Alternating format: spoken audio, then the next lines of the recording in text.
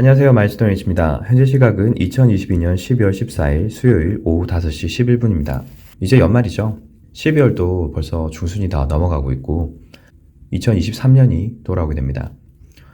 미국 같은 경우는 지금 이번 주 또는 다음 주부터 거의 연말 분위기라서 대부분의 회사들이 휴가 시즌에 들어갈 거예요. 그러다 보니까 증권거래 같은 경우도 되게 활발하지 않을 가능성이 높고요. 그렇다고 하더라도 주요 이벤트들이 많이 남아있기 때문에 이번 주 또는 다음 주 초쯤이 대략적으로 어느 정도 시장이 방향을 보여줄 가능성이 굉장히 높아지는 시점이다. 그리고 그 이후에는 변동성이 크지 않고 특정 방향을 한번 가리켰다면 그 방향으로 어느 정도 이번 달 말, 그러니까 2022년 말 또는 2023년 초까지 같은 방향으로 갈 가능성이 좀 높다. 그럴 가능성이 좀 더 높다. 그렇게 좀 생각을 해보셔야 될 것 같습니다. 아무래도 연말이고 산타랠리고 뭐 이런 얘기들이 많이 나오는데 가장 중요한 9시간 이후에 있을 FOMC 회의일 것이고 FOMC 회의가 있은 이후에도 금요일이 실제로 미국의 내만여의 날이기 때문에 정확하게는 금주 말까지 위아래 변동이 좀 있을 상황에 다음 주쯤 초에 어떤 방향성을 좀 보이고 난 이후에 그것이 연말 또는 내년 초까지 동일한 모습을 좀 보여줄 가능성이 높지 않겠느냐, 그런 말씀을 좀 일단 드리고 싶습니다.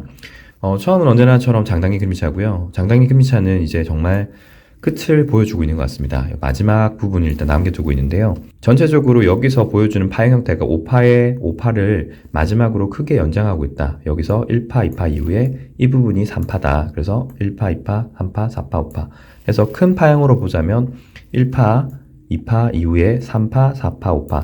여기가 지금 4파일 것 같은데 4파 형태가 또 모르죠. 이런 식으로 3파, 3파, 5파를 해서 좀 더 길게 만드는 경우도 있을 거고, 그렇지 않은 경우에는 이렇게 간단하게 3파 이후에 마지막으로 파형을 그리로 내려가겠죠. 그러면 전체적으로 이런 식으로 5파가 끝날 겁니다. 이런 식으로 길어지고 파형이 조금 연장이 되든 그렇지 않든 한 1, 2주 정도 또 지나고 나면 여기서 마지막 파형을 또 그리면서 전체적인 이 파형이 종료가 될 겁니다. 그리고 나서 파형이 이렇게 올라가겠죠. 여기 지지 저항 구간이 두 군데 정도 있고 상단에 갭이 있기 때문에 갭도 한번 메꿔 볼 수 있는 상황이죠. 그러면 조금 더 올라갔다가 떨어지고 올라갔다가 떨어지는 전형적인 4파의 모습을 보이면서 1, 2, 3, 4, 5 이렇게 내려올 수 있을 것 같아요. 자, 그러면 일본 기준으로 이렇게 떨어진다면요. 주봉 기준으로도 마지막으로 이렇게 지지를 받으면서 스토캐스틱 같은 경우도 상단을 뚫어보지 못하고 다시 떨어지겠죠. 그렇게 해서 올라갔다가 마지막 5파를 그리면서 이렇게 마지막 5파를 그리고 다시 올라갈 수 있을 것 같다. 어느 정도 좀 떨어지겠지만 다시 지지하고 올라가고 여기서 올라가려 시도를 하면서 지지를 받고 올라가겠죠. 그러면 여기서부터 상승 파동이 시작이 될 것이고, 월봉 기준으로 보더라도 과매도권에 들어있기 때문에 어느 순간이라도 올라갈 수 있을 겁니다.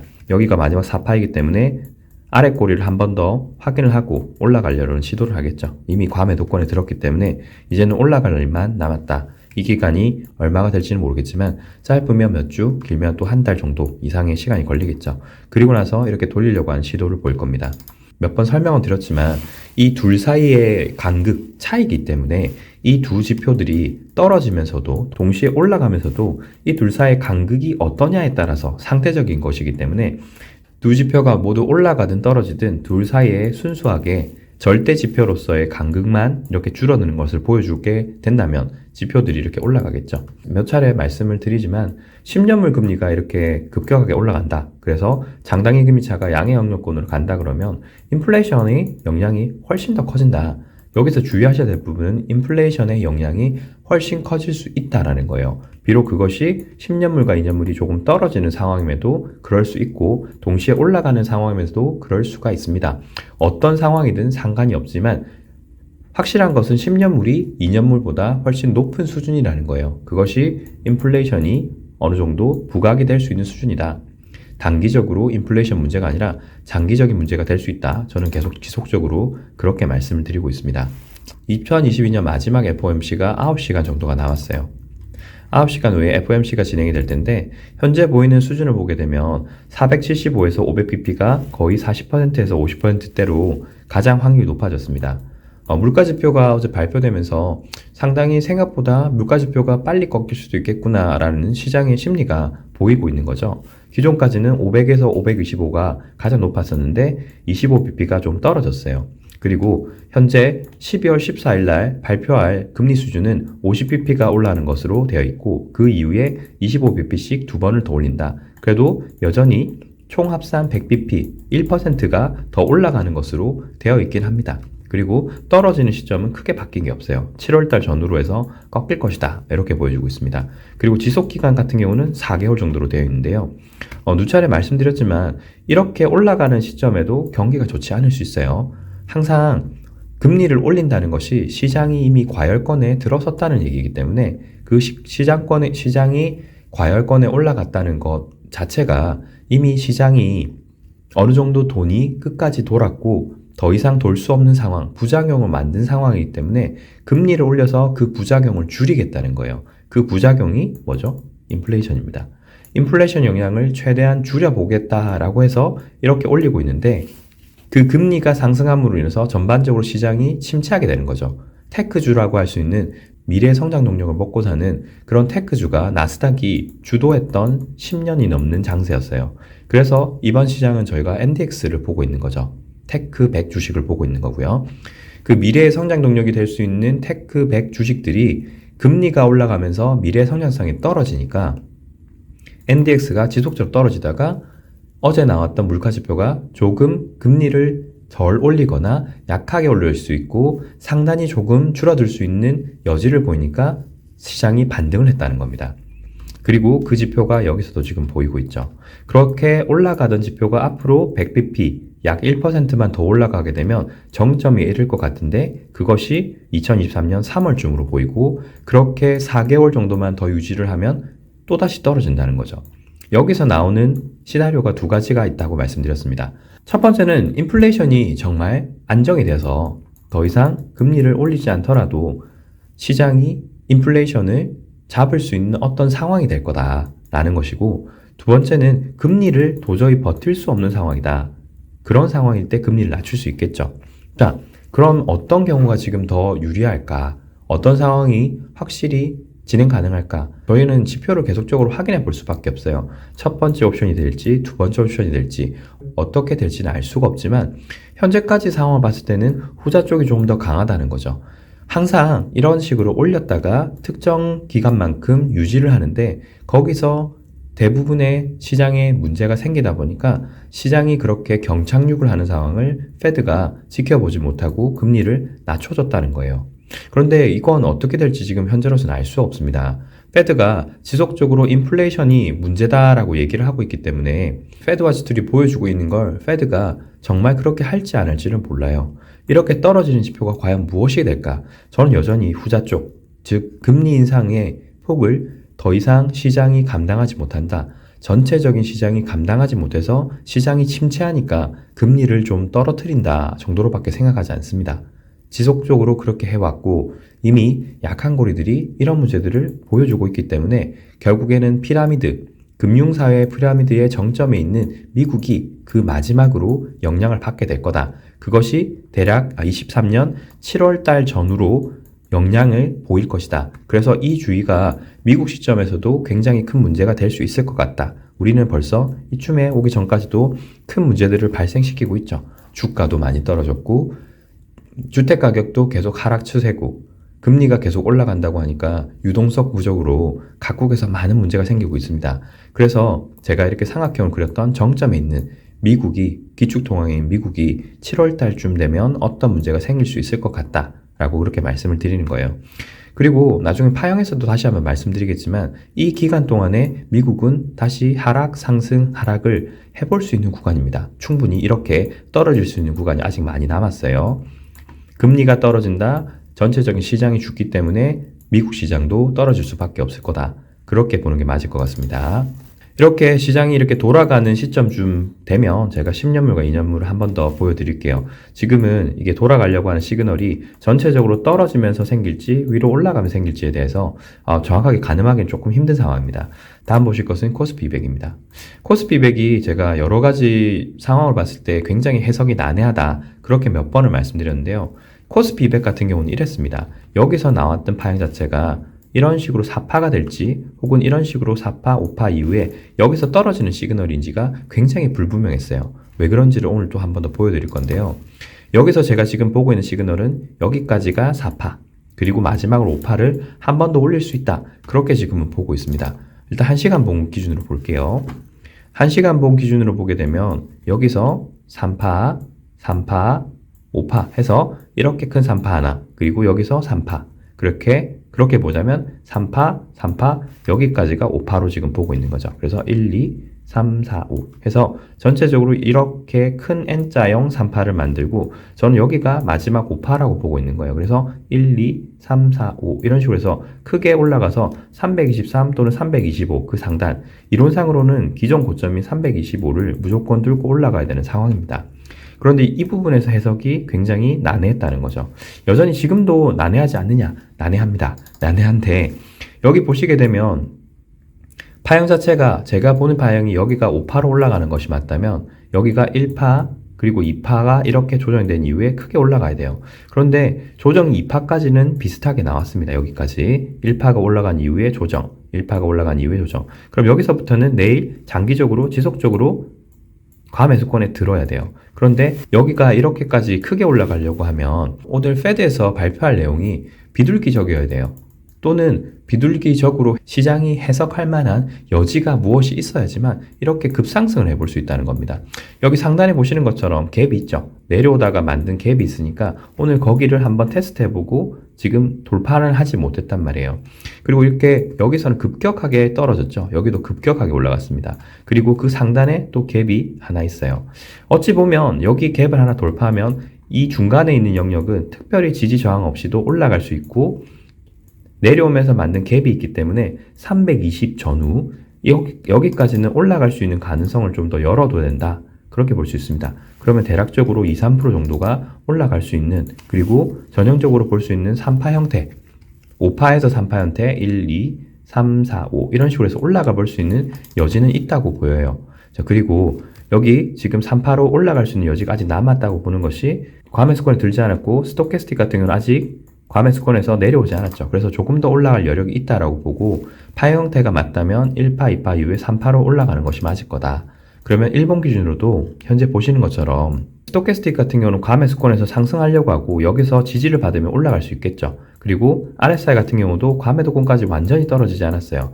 완전히 떨어지지 않았단 말은 여기서 전형적인 또 4파 형태를 보여줬다. 여기를 4파로 볼 가능성이 훨씬 더 높아진 거예요. 그러면 여기서 1, 2, 3, 4, 5 이렇게 올라갈 수 있고 1시간 봉으로 아까 보시게 되면 아직 과매수권에 들지 않았기 때문에 조금 더 올라가서 올라가려고 하는 시도를 해볼 수 있죠. 여기가 5-3파가 맞다면 말입니다. 그러면 올라갈 수 있을 겁니다. 상단을 많이 열어두고 있으니까요. 올라갈 것이다. 그러면 주봉 기준으로도 올라갈 수 있을 거예요. 주봉으로도 보시게 되면 RSI 스토캐스틱에서 스토캐스틱이 많이 아래로 떨어지지 않고 시그널을 약간 돌리려고 하고 있어요. 이렇게 보시게 되면 한번 지지를 하고 돌리려고 하는 시도를 하고 있죠. 그리고 스토캐스틱도 과매수권이 완전히 들지 못하고 한번 시도를 여기서 했다가 3파죠. 3파로 보이는 곳에서 시도를 했다가 크게 떨어지지 않고 여기서 계속 유지를 하고 있어요. 그래서 1시간 봉 1봉에서 계속 올라간다고 했기 때문에 과매수권에 들 수 있습니다. 여기서도 과매수권 들기 직전까지 올라갈 수 있겠죠. 그러면 여기서 말씀드렸던 것처럼 323에서 325 그 상단까지를 파형을 만들면서 3, 3, 5 형태를 여기서 1, 2, 3, 4, 5 해서 만들어 볼 수 있는 거예요. 그러면 여기서 끝까지 올라가고 그러면 월봉 기준으로도 마지막으로 올라가는 시도를 할 수 있는 거예요. 여기 스토캐스틱 보시게 되면 과매도권에서 올라와서 아직까지 시그널을 펼쳐진 상태입니다. 모이려고 하는 경향성이 아직 보이지 않아요. 모이려고 하지 않았기 때문에 모이기 전까지, 즉 여기서 더 올라가서 떨어지기 전까지는 시그널을 좀 더 펼쳐볼 수 있을 것 같다. 너무나 과매도되었기 때문에 올라오면서 지금 시그널을 계속적으로 폭발시켜 보려고 하는 거예요. 그리고 여기서도 많이 꺾이지 않았죠. 올라온 상태에서 완전히 꺾이지 않았기 때문에 앞선 시그널들을 보게 되면 아직까지 조금 더 올라가려는 시도를 많이 하고 있다 입니다. 그러면 최소한 이론상 보자고 하면 여기가 3파이고 여기가 4파이기 때문에 최소한 3파의 고점이라고 할 수 있는 323은 무조건 올라가야 돼요. 여기서 1, 2, 3, 4, 5에서 최소 323을 넘어가서 325나 327 기존 고점이라고 할 수 있는 곳이 325.49이기 때문에 최소한 이 영역을 넘어가서 325.49와 327까지도 시도를 해야 하는 겁니다. 그렇기 때문에 저는 여기서 조금 더 올라갈 수 있는 상황이 아닌가라고 보고 있고 파형 해석을 보더라도 3, 3, 5 형태이기 때문에 아직 5파가 마무리되지 않았다. 3, 3, 5 형태인데 여기 5파가 마무리되지 않았다. 1파, 2파, 3파, 4파, 5파. 그렇게 해서 325에서 327까지 보고 있고 상단에 갭이 조금 남아있다라고 말씀드렸어요. 이 부분에. 그래서 여기도 시도해 볼 수 있고 여기가 마지막 5파이기 때문에 파월이 어떤 식으로 얘기하느냐 그리고 미국의 네마냐의 말이 어떻게 지나가느냐에 따라서 이 부분까지도 충분히 1, 2주 정도를 더 테스트해 볼 수 있다. 앞서 설명도 드렸지만 어느 정도 추세를 한번 잡으면 그 방향으로 시장 참여자들이 연말이고 연초에 크게 트레이딩을 하지 않을 거기 때문에 일정 방향을 잡으면 거기로 계속적으로 갈 가능성이 높아요. 그게 지금 제가 보고 있는 것은 이쪽 방향이 아니냐, 상승을 일부 노려볼 수 있는 게 아니냐라고 생각하고 있고 이게 5파 형태를 만약에 그린다고 하면 5파는 연장이 가능하다고 했으니까 일단 325에서 317, 325에서 327 혹은 그 상단이라고 할 수 있는 333 혹은 그 상단에 크게 갭이 있는 340까지도 가능은 해 보인다.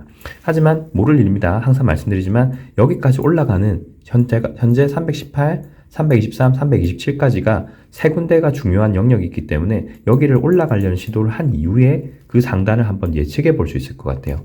현재로서는 그래서 마지막 파형 5파가 나오는 걸 좀 지켜봐야 될 것 같고 여기서 올라가는 파형 형태가 지속적으로 나온다고 하면 주봉 월봉 기준으로도 아직까지 시그널이 꺾일 상황은 아니기 때문에 올라가는 걸 좀 지켜봐야 되지 않겠냐 그렇게 보고 있고요. 나스닥도 굉장히 파형이 어려웠는데요. 한국 시장과 굉장히 비슷합니다. 여기서 보이는 파형 자체가 전체 시장의 4파로 보이고 시장 파형을 해석해 보자면 3파, 3파, 여기가 5파인데 이 5파도 좀 어렵게 나왔어요. 1파, 2파 이후에 3파 그리고 여기까지가 지금 4파로 보입니다. 1시간 봉에서 좀 자세히 보자면 이렇게 3파 그리고 여기서 3파 여기가 5파인 것 같아요. 1, 2, 3, 4, 5 이렇게 보이는데요. 여기 3파 이후에 여기서 끝날 줄 알았죠. 3파 이후에 여기가 5파로 보였으니까요. 그런데 3파 그리고 또 3파 여기 또 3파 여기가 5파였죠. 그래서 3파를 하나 만든 이후에 또 3, 3, 5를 만든 거예요. 그래서 파형 자체가 이런 식으로 또 왔다가 마지막으로 또 1, 2, 3, 4, 5 해서 전체적으로 큰 파형 형태를 3, 3, 5 엄청나게 긴 파형을 지금 그렸습니다. 그러면서 11,493을 몇 번 테스트했죠? 하나, 둘, 셋, 넷, 4번 정도가 테스트했습니다. 엄청난 긴 기간이에요. 거의 한 달이 넘는 기간 동안 11,493을 지지를 하면서 4번 정도를 지지 테스트를 하면서 마지막으로 지금 상승을 그리고 있는 것이 아닌가. 이런 식으로 조정 파동을 그리고 마지막으로 지금 올라가려고 하는 파형을 그리고 있는 게 아닌가라고 생각됩니다.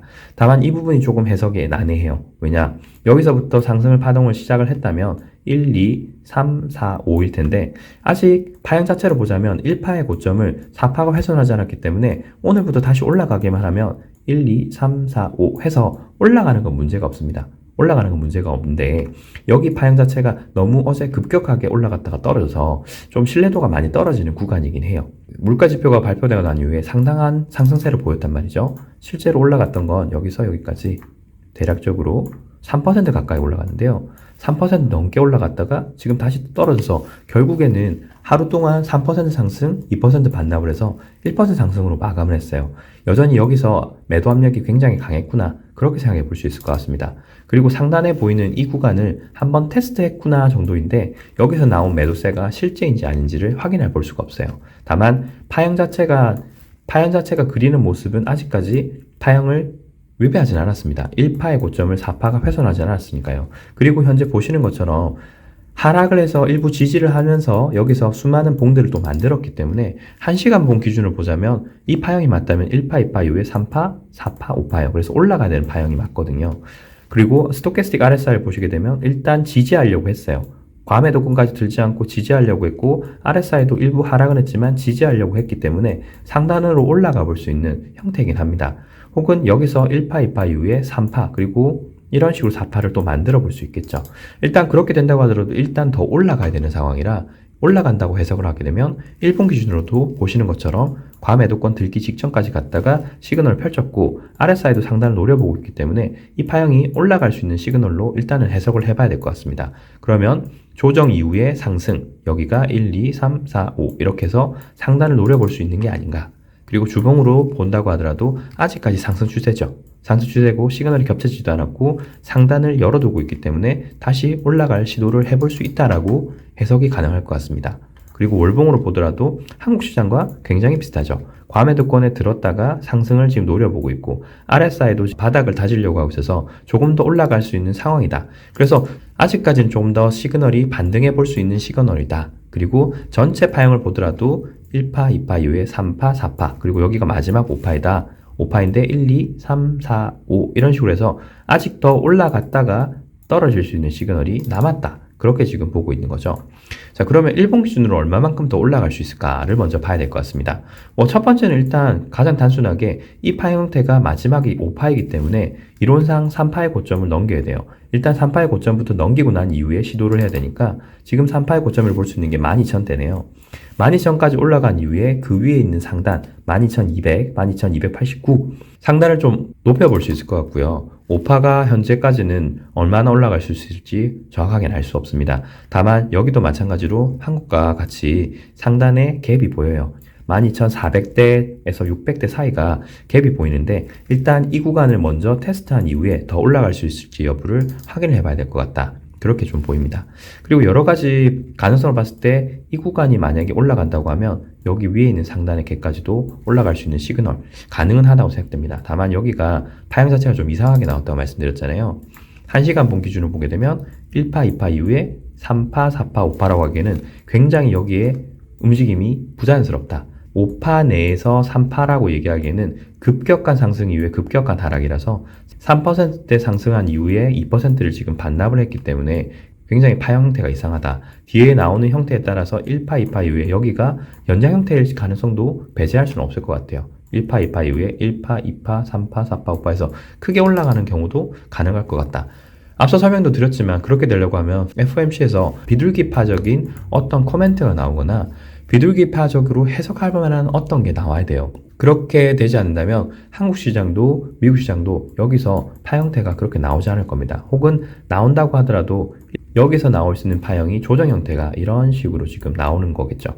FOMC 나오기 전까지는 FOMC 발표 전까지는 다시 반등을 하다가 조정을 받고 여기서 4파를 만든 이후에 다시 상승하려고 하는 형태. 그래서 1, 2, 3, 4, 5 이렇게 해서 조금 더 올라갔다가 떨어지는. 그래서 여기 기간이 조금 더 길어지면서 이 구간이 조정 구간이 이런 식으로 좀 길어지고 올라갈 때까지 시간이 한 2주 이상 정도 걸리지 않겠느냐 그렇게 좀 보고 있습니다.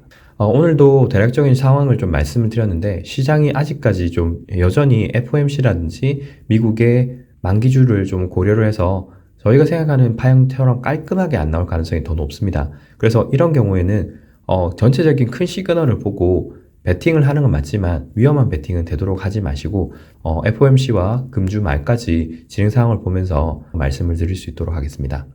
오늘 영상도 도움되셨길 바라고요. 오늘 영상은 여기까지입니다. 시청해 주셔서 감사합니다.